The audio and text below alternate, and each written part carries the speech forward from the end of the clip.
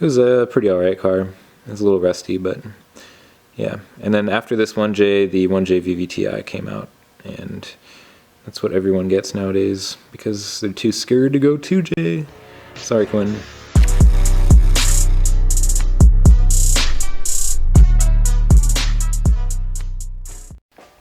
So again, this isn't going to be a complete, comprehensive, step-by-step guide to do a JZ swap. I have something like that planned for the future because I want to build a daily driver with a JZ of some kind, so that may or may not be coming soon. Alright, what's going on, guys? My name's Riley.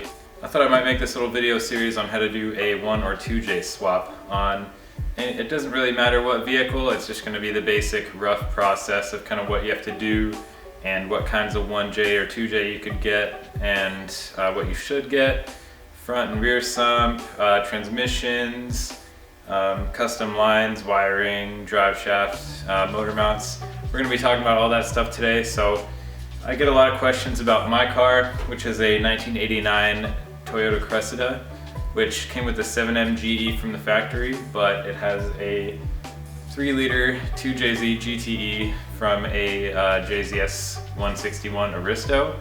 I know it's a mouthful of stupid chassis and engine codes, but this motor, all it is basically the motor that is in the Japanese version of the Lexus GS300 that we got here, which is called the Toyota Aristo.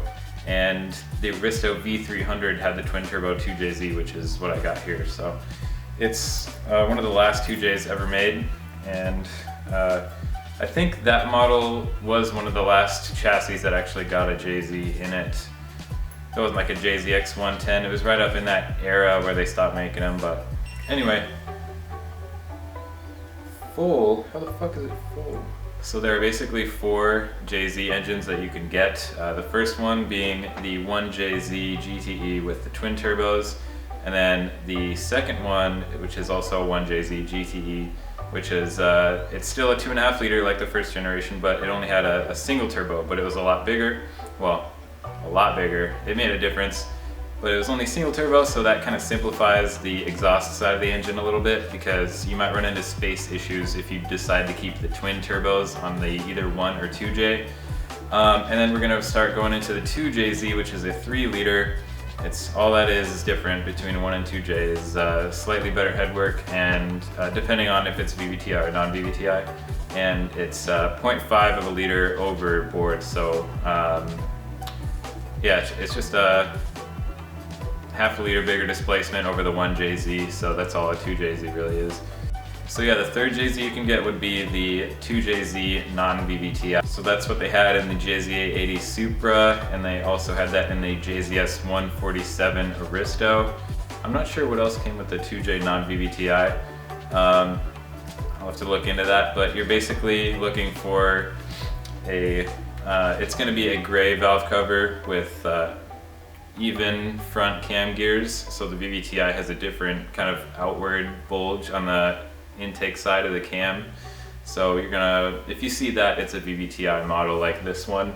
So this would be right around the 4th JZ that you can get, and it is the one with the best flowing cylinder head, but it does have electronic throttle body only, and if you choose to run it with a stock ECU, you can have a little bit of a nightmare with it.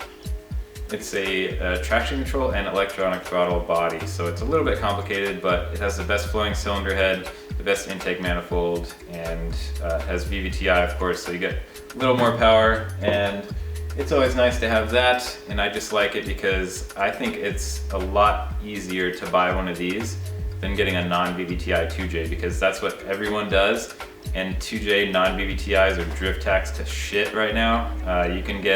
You'd be lucky to get a good motor, just the motor, maybe an auto transmission attached to it for like $3,200 or $3,400, and you can get a 2J VVTi, which is better for like $2,100, right around what you would spend on a 1J. So I also don't know why you would get a 1J, but people do, and I think it's just because of cost. But nowadays they're only a couple $100s apart, with just, you know, if you get the motor alone. So again, I don't really know why you would go 1J you know, when you can have a 2J. I did at first because I didn't really know what I was doing. I went into my first 1JZ project with no experience at all. I just bought the engine and I bought a car for it, so I just spent a lot of time doing research on forums and different websites like YouTube, you know, whatever, Google, see what I could find on doing the swap, and that helped me out a lot, just doing research like that. So the 2JZ VVTi turbo only came with an automatic transmission, so immediately you're going to want to find a transmission for it. You could either go R154, which is just bolt top, no problem, and everything's fine. You could fit a stock flywheel from a Supra on it, stock clutch kit, everything. So that's not a problem. The bell housing is the same, but you also might consider doing the Nissan CD009 conversion, I think Collins.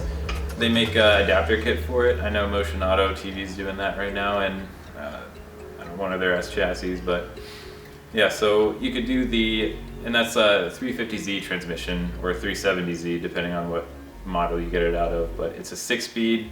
They're pretty cheap, but the adapter kit is what gets you, so you'd be spending a little less than on an R154, and you'd be getting a 6-speed as well, and arguably a nicer shifting transmission, because those are actually pretty nice to shift.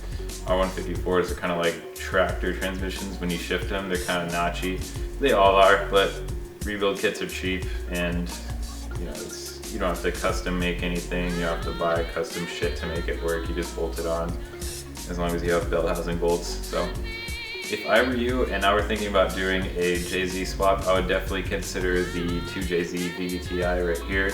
It is probably the best bang for buck option that you can get, being it's arguably the best JZ that you can get, because it has a free flowing cylinder head, and it's VVTi as well compared to the non-VVTi. People don't like messing with it because VVTi is said to be hard to tune, but as long as you have a good ECU, it's really not, and you should always have a good ECU when doing a 2JZ swap anyway. So you could keep the stock ECU, but it really starts to limit itself beyond, I think it's 14 pounds, and it starts to fuel cut, and then you get a fuel cut defender, and then it still runs like shit because you can't tune it right. So I would just immediately get, if you're keeping the engine stock, a stock ECU is fine, but if you're gonna go upgrade it, throw it on some like Link ECU or AEM, whatever you want to use. Just get it right out of the gate, because you're gonna be so happy when you go to tune it and it's not a pile of shit, and you could actually get power out of it with a bigger turbo. So also a couple of differences between the 1 and 2J. The 2JZ is a square motor, so that means it has the same bore and stroke ratio. So it's 86 mil bore and stroke. Compared to the 1J is a 71.5, I believe, bore size. So it's gonna be over square, which makes it a little more revvy at the top end and potentially could spin faster. But it's still not a good enough reason to settle for a 1J when you could get a 2J for a couple $100 more and have half a liter more displacement. So once you get your 1 or 2J and you're looking at it and it's on the garage floor after you just take it off the crate, which is also very exciting, just look everything on the engine over and take a good look, see if any sensors are missing or broken, any wiring is frayed or snapped. Just take a good look at the engine to save yourself a big headache later on when something's broken and you didn't take the time to check the engine. I had that problem before. I broke the vacuum port off of my map sensor, and my car would run like shit, and I had no idea why, because I didn't check the sensors. So I could have saved myself weeks of headaches researching and trying to figure out what was wrong if I just took another 5 minutes and looked at the engine and everything on it. So yeah, that was at the time I didn't really know what I was doing as much as I do now. That was my first JZ swap. I have done a couple JZ swaps before. I did a 1JZ twin turbo Cressida, and I put that same engine into a E36 M3 later on, and I sold that M3 because I wanted to do a 2J build, being that it potentially could make a lot more power a lot more easily, and I also wanted to go back to Toyota. So that being said, let's get back onto the rest of the video. Also take a good look at the seals, the rear main seal, front main seal, which is also the crankshaft seals front and rear.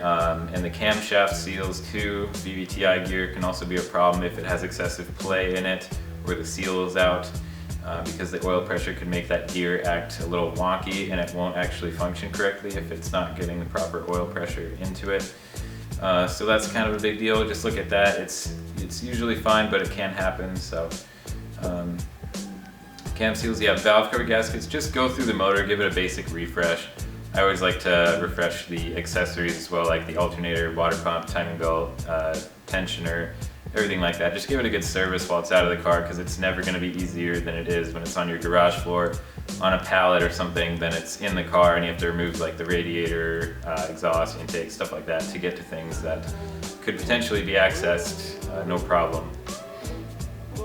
So also, yeah, when it's on the garage floor, you're going to want to go ahead and remove all the accessories you're not going to need straight away. So I usually remove the AC condenser because I live in Washington and it never gets above like 90 degrees here. So if it gets really hot, I just roll down the windows and it's fine. So just remove the air conditioning compressor, and most of the time there's various brackets that go along with that. If you're keeping power steering, keep the power steering brace. You might want to get an aftermarket one from Excessive Manufacturing, because the factory air conditioning bracket also kind of holds up the power steering pump, and once you remove the AC, you run into a problem because the power steering pump's kind of just hanging there and it doesn't really have any support anymore like it used to. You want to use a Audi 2.8 V6 serpentine belt, and that will fit onto a JZ, no problem with the AC condenser remove. It's the right length, so and it has good tension on it. It's not just too short or just too long, it's perfect. Or you can buy one from an online retailer, but it's going to be the same exact Audi 2.8 V6 belt that you're going to want to use. And yeah, once you're done with that, just simplifying stuff, I removed a lot of stuff from this 2J, like all the sequential turbo, like weird wastegates and ports and sensors and lines. It was a nightmare. These engines are so complex once you get them, and it could be a little nerve-wracking depending on your experience, but that's why I like to remove everything I don't need just to get it out of the way, and I don't have to worry about it as much. So you only need to focus on what's there and what is actually crucial to your build. And a single turbo conversion can really simplify things up on the exhaust side for sure.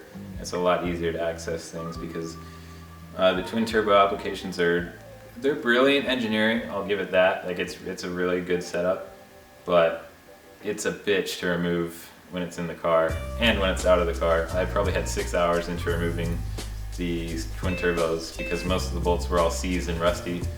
I want to talk about turbos. So when you buy your 1J or 2J, it's going to have a pair of either twins, or if you got the 1J VVTi, it has a single turbo. But the twin turbos on most JZs are garbage. The stock turbos for the most part are hit or miss. I've seen people make good power on them. Most of the time though, when I get my motor sets, most of the time they're leaking oil and they have excessive shaft play. So I don't really mess around with stock turbos unless I'm absolutely sure it won't be a problem. They also like to blow out seals, causing oil to be burned through the turbo and out the exhaust, so that ain't cool. And what else do they do? When you push them above stock boost or you abuse the car a lot, they can chip the compressor wheel on the intake side and the exhaust side, because the exhaust wheels, because the compressor wheels from the factory are pretty weak themselves and they won't withstand much power for much long. So I would definitely upgrade it as soon as you possibly can to avoid having to tear it all apart again and having a bad time. Because pulling the old twin turbos out of this car would have been a nightmare. And depending on what kind of car you have, it may also be impossible without removing the engine. So make sure that those turbos are in good shape before you stick them in there. Depending on how narrow or long the engine bay is that your car has, it can be impossible. So yeah, make sure you check those out. Okay, for sump location, you're going to want to look at your car's engine originally and see if the oil pan was in the front of the engine or in the back. So with Toyota Cressidas, the engine cross member sits behind the oil pan, so naturally it would need a front sump. Most BMWs are rear sump, most Toyotas are front, but also a few are rear sump. Just look at your previous engine, or look at your engine bay, or just look it up online and see what you have, because You don't want to order a 1J rear sump when you need a 1J front sump.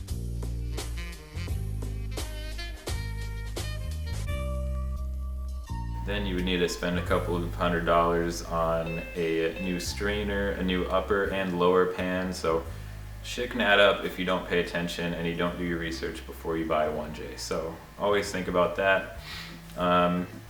So yeah, that's basically the only difference between variations of 1 and 2J. They only have 2 sump locations, front and rear sump, so look out for that.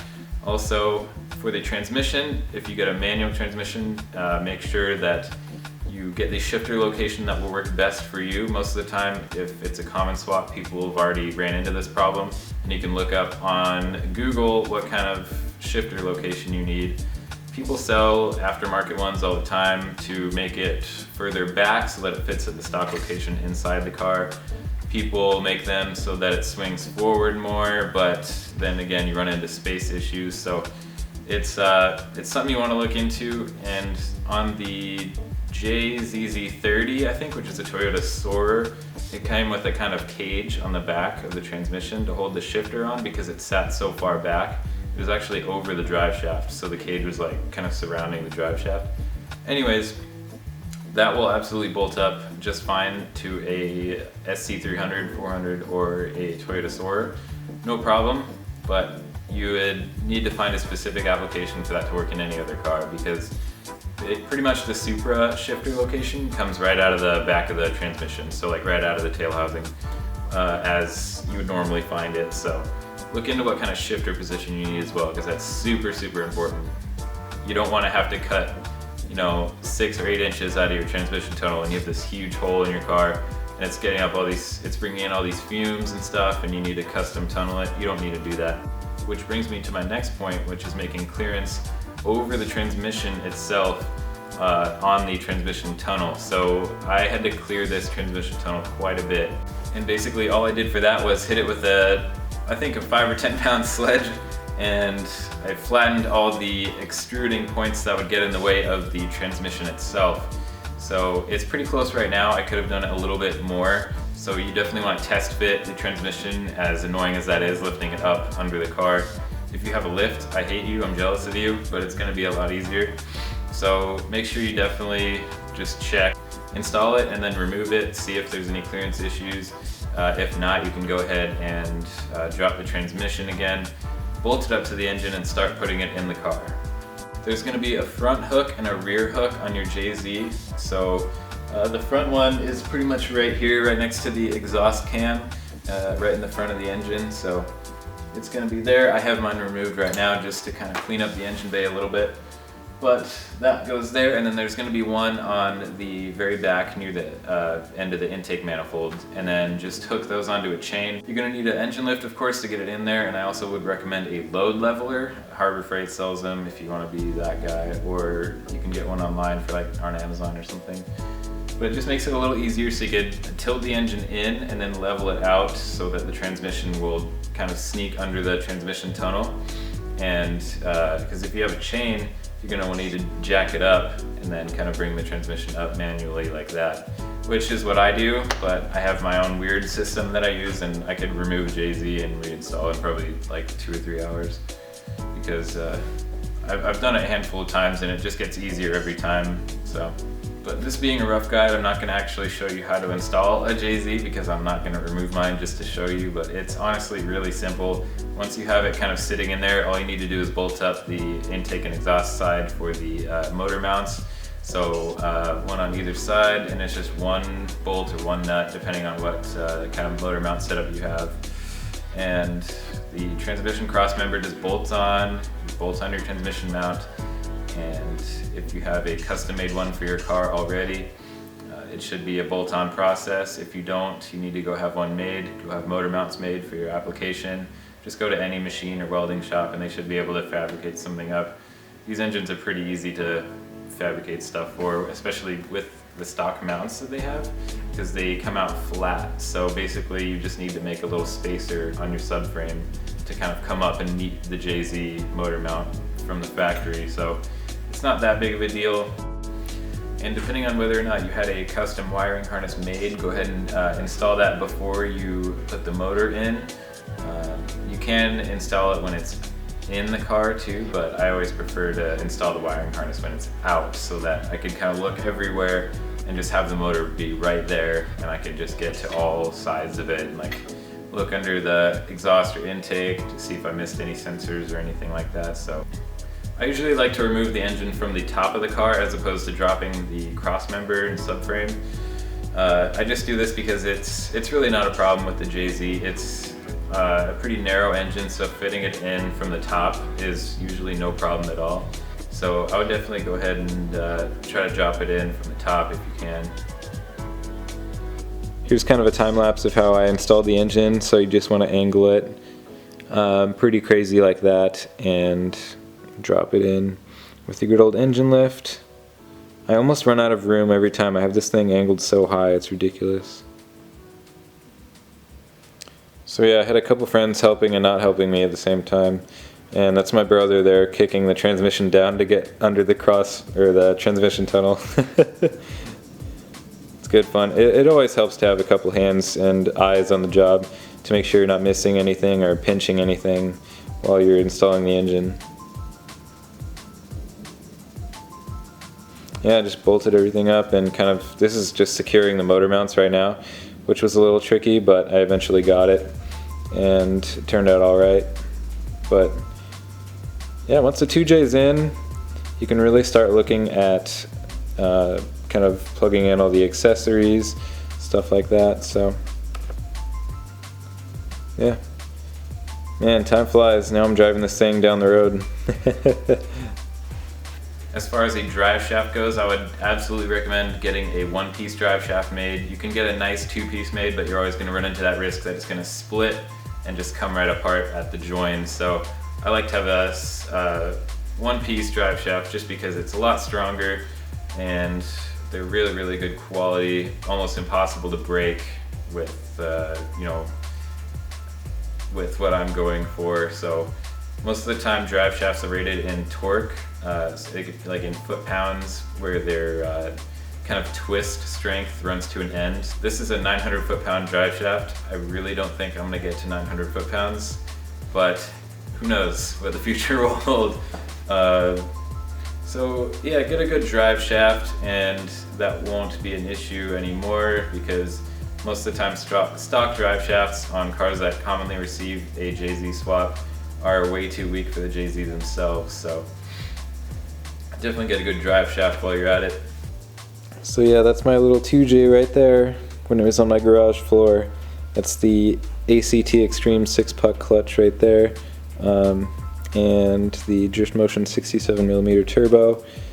Yeah, just your basic little 2J VVTi. That's when the intake manifold was still gray. I kind of regret painting it black, but I like it now that more stuff matches. But you can see how much easier things are to get to on an engine like this, where it's outside of the car as opposed to when it's inside the car and you have to reach like in between the shock towers and stuff to remove it, and it's just a big pain in the ass. So I'd recommend installing most of the things you have for the engine when it's out like this on the garage floor. So here you can see just how much easier things are when you actually have space and room to work on stuff. So like you could obviously get to so much more stuff on this engine being out of the car than when it's in the car. So this is where I did the timing belt, and this has some of the old accessories on it still. And I was just I wanted to bolt on the turbo manifold, of course, just to see what it looks like, and it was badass. So you could see the front hook right there, and then the rear one is kind of more difficult to see, but it's also my old 8.6 in the background. And then that's my buddy's S4 in the back that everyone always asks about.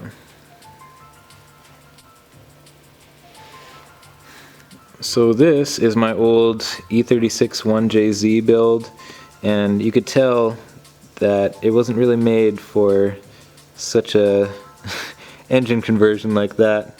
The turbo was extremely close to the shock tower, and it was always kind of a bitch to work on, and that's mostly why I sold it, just because it was impossible to get anything done on that engine without actually removing it from the car. So it was a fun car, but I just wanted to move on. And this is the first generation 1JZ that I was talking about. Good old trusty 1J, never had any problems with it. I bolted a 62mm turbo on it, and I think it made, my butt dyno told me it was like high 300s, so it was a pretty alright car. It was a little rusty, but yeah. And then after this 1J, the 1J VVTi came out, and that's what everyone gets nowadays because they're too scared to go 2J. Sorry, Quinn. I recently just got an exciting new job so that I can make a lot of money and buy a lot of car parts. So more content is definitely coming soon for the JZ guys out there that are watching. And I'm pretty excited for myself too, because again, it's my favorite engine lineage and you can't really go wrong with the JZ at all. So yeah. Actually, I hope this video prevents a couple of LS swaps out there, because the world is tired of seeing those. This is the electronic throttle body right here, and I think this also controls traction control originally, but yeah, so this is the thing that most people don't really want to deal with on the VVTi 2J.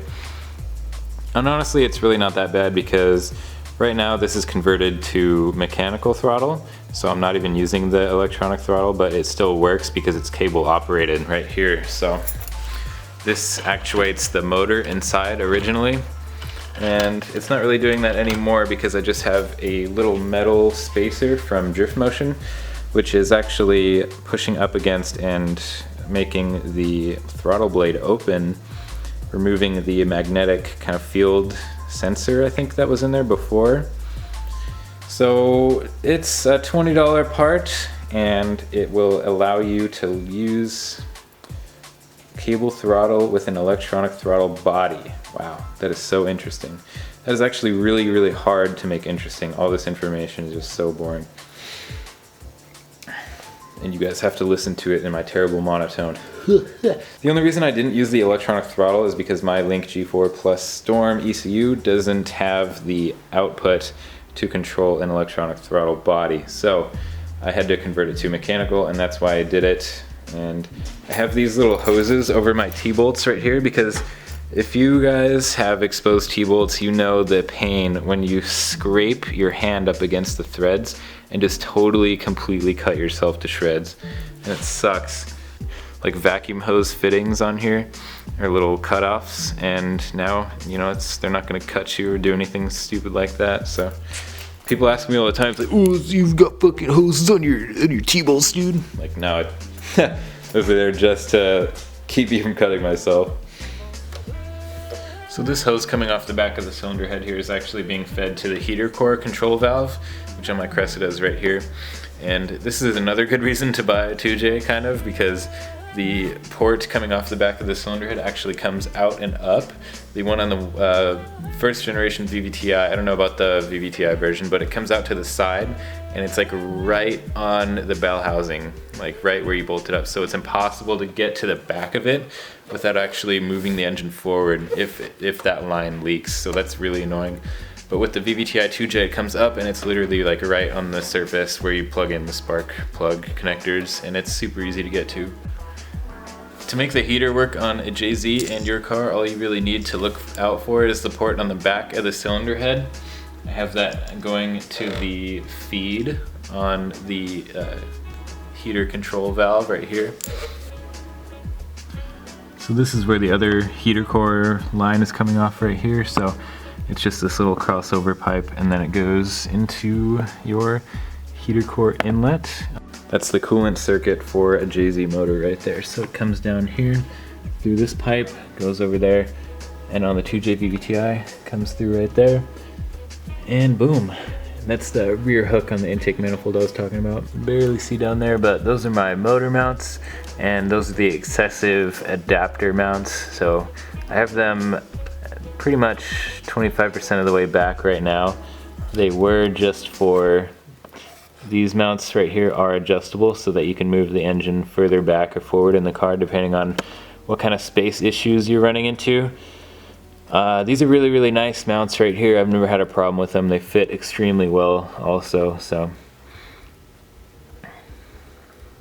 that's kind of where the exhaust side motor mount is, and it bolts onto the block with 4 14mm bolts. You could barely see the intake side right here, but it's exactly the same setup.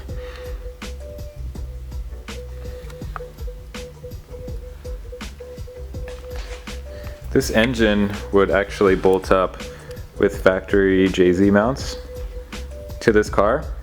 All you have to do is switch the intake and exhaust side, I believe, and I think it would work. That's what I did on my first swap anyway, but that was a 1J, and I think this is pretty much the same idea. I've done all of my JZ swaps with everything that is in this toolbox right here, so you don't really need anything special, just the basics. Everything in here is, there's no specialty tools that you need at all, really. It's all just basic sockets, wrenches, screwdrivers, you know, just all this stuff. You want a good, yeah, you want some good painter's tape too, definitely.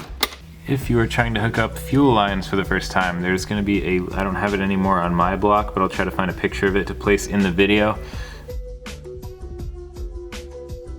But there's going to be a little port down there. It looks like a fuel pressure regulator, but I think it's a fuel dampener or something like that. And you're going to want to plug your feed into that. So as you can see, there's my metal fuel filter right there coming up into the feed, which is on the back of the fuel rail right there. It's going to come all the way out to the front, which is the, and then here's the return. And I have the stock side feed rail because I had such big problems with this cheap top feed rail that I got, and the injectors wouldn't stop leaking because they were slightly different size than the hole in the cheap fuel rail.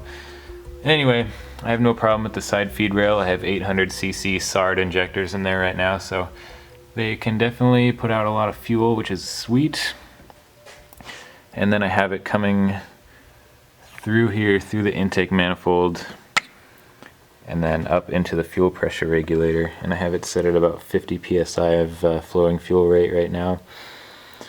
Yeah, and then it just goes back down, return line back to the tank.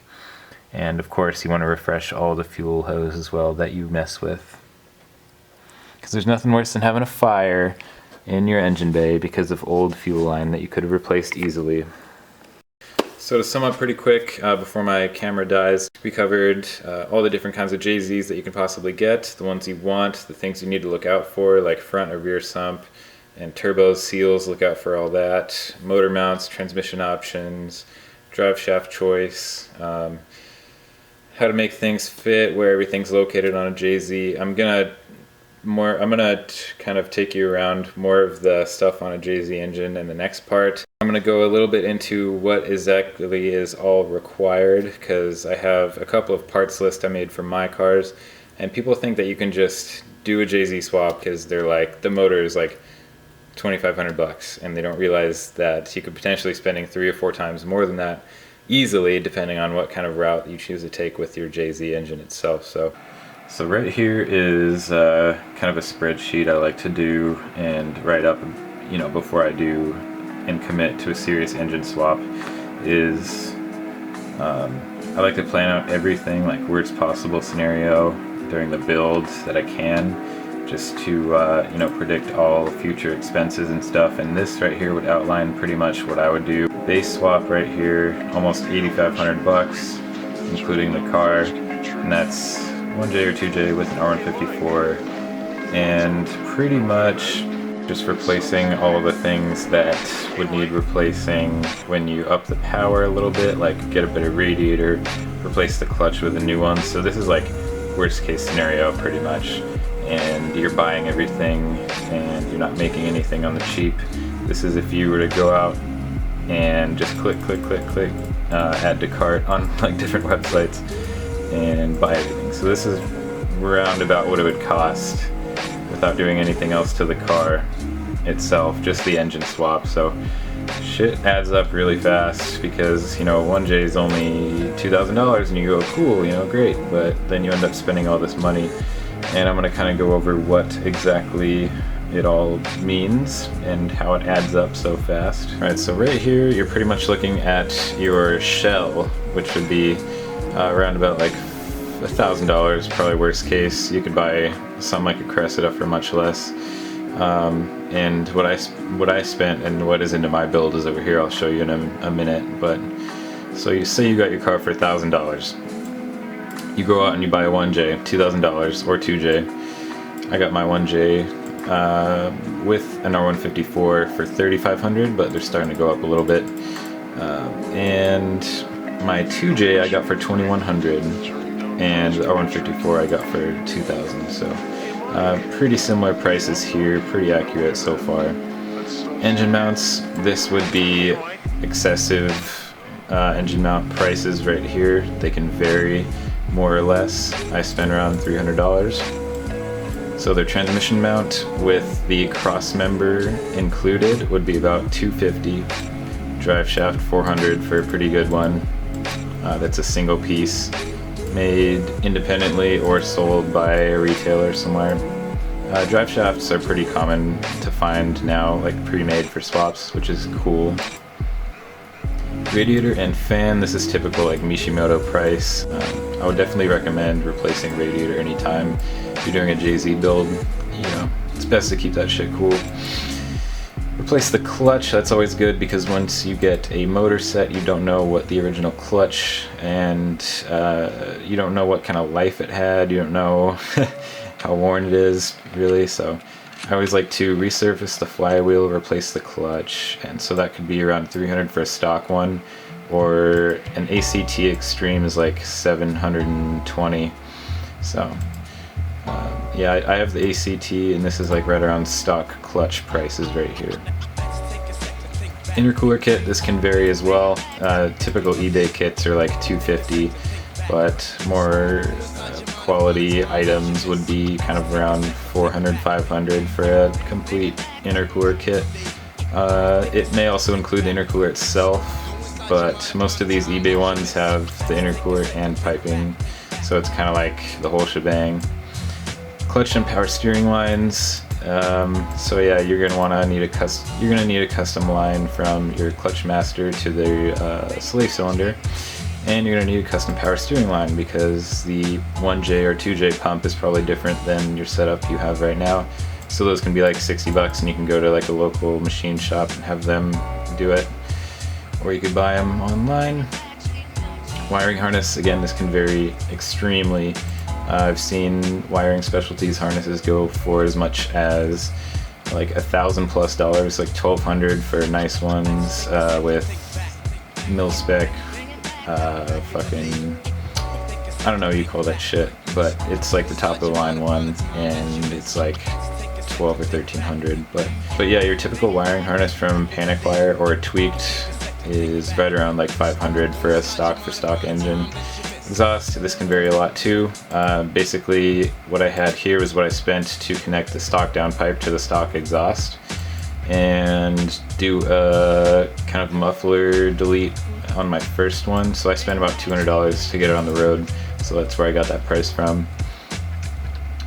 Fluids, just oil, coolant, transmission fluid, diff fluid, all that shit. Power steering fluid, clutch fluid, brake fluid. So that can add up. And I just put $100. That's usually what I spend for all that stuff at AutoZone. Timing belt and water pump kit, definitely do this while the engine's out and you're thinking about it.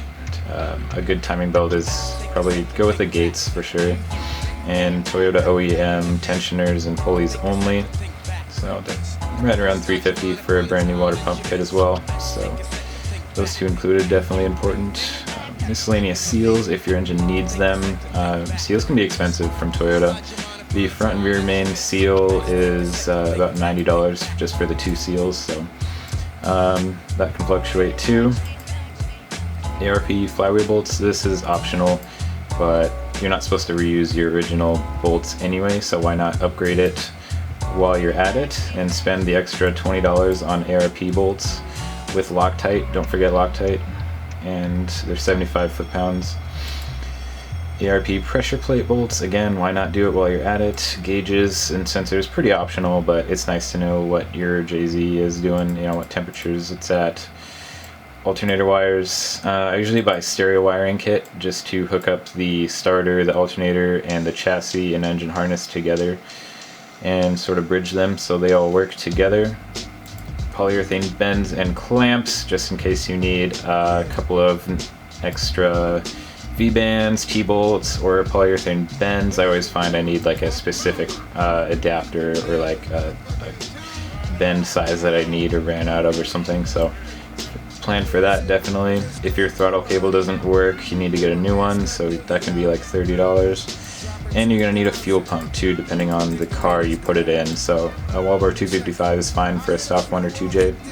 Anything above probably 350 or 400, you're probably gonna start thinking about getting a 450 liter per hour like I have. So that's like 80 or 100 bucks depending. So that being said, it can add up fast. And just a simple build like that, keep in mind this doesn't include suspension, wheels, body, you know, anything else. So, and it's already 8,500 bucks. So you really need to take into account how expensive shit can be. Speaking of which, this is my car right here. So it's just over 18, and I'll basically go over what I spent, and I'm kind of kicking myself while I'm looking at this disastrous list. 2J 2100, R154 2200, radiator stuff, wiring harness from Panic Wire, mounts, battery, blah blah blah, single turbo kit 1600 drift motion, standalone link ECU plus the harness adaptation, that is 1600. Let's see, yeah, wideband, stuff like that, just intercooler coupler kit, blah blah. Drive shaft from Excessive, 380. That's the ACT 6-puck clutch, and resurfaced flywheel is down here. So